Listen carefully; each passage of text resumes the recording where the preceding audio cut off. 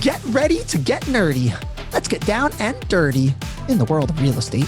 Learn from the wizard, who is always great. Your host, David Tamm. I know you can't wait. This is 4 Minutes with the Mr. Wizard of Real Estate.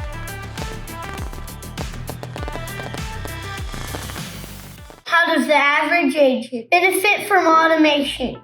So how does the average agent leverage automation? It used to be that automation was only available to large companies, right? Fortune 500. All that technology is trickling down into a space where you can now start to automate your own workflow. There's applications that you can download that will help you automate lead follow-up, having your programs talk to each other, or you can talk to vendors like CAS Services, right? That can actually look and diagnose your workflow and then figure out where you're missing steps or where you're bleeding time, i.e. operational costs. And so it is a custom approach. And for most people, understanding their business model, their lead flow, operations, all that kind of stuff. But a lot of the times it really hinges around the low-hanging fruit data entry tasks. We want the low-hanging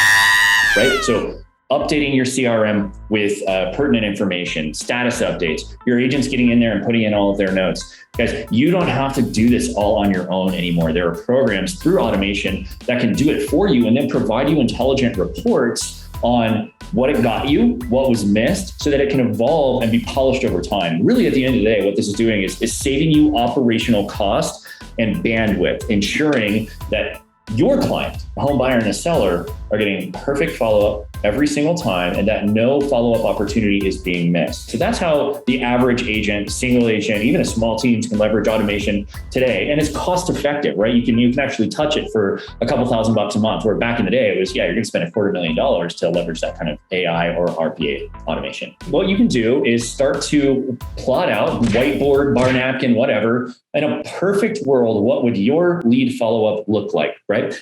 What does perfect lead follow-up look like?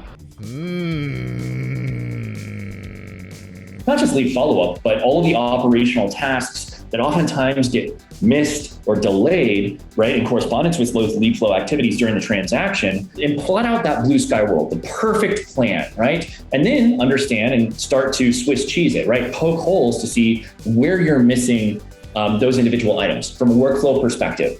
Now, a lot of times as an agent that's just getting started, they don't really know what the best practice is, right? They don't actually teach this stuff, right? They give you a real estate license, good luck. See ya.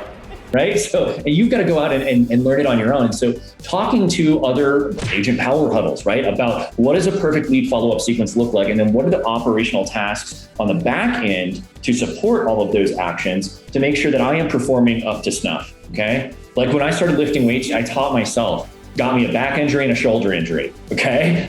Then I got a personal trainer and they taught me the right way to do it. And it changed my life. The same is true with your business practices and daily operation with lead follow-up, ensuring that your clients get the best follow-up. Leveraging companies like CAS or Agent Power Huddle, but there's a bunch of other providers out there. These tools are third-party tools that are custom built to log into your system, to talk to your system, and then assess and then send reports, consolidate workflow, and really identify where those gaps are.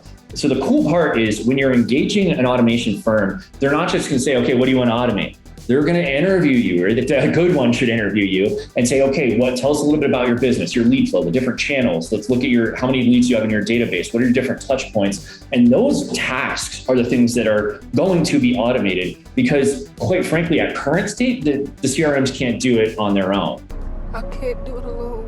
Right? And so it's kind of a necessity in the marketplace. I feel like a lot of times you get distracted into the activities where you think you're going to make the most money. And then a lot of the other pieces just get ignored, either because you don't know about them or you're too busy. There's a reason I have a pile of laundry on my bedroom floor right now. I hate folding laundry. I'm going to do all the other stuff I need to do, even though it would take me 15 minutes to do it, right? The same is true with real estate workflow. But this is where it's really important to talk to the top performers, talk to the Jessies and say, what does your follow-up process look like? And can I see that on the back end, kind of behind the curtain to check and make sure that I'm operating up to standards?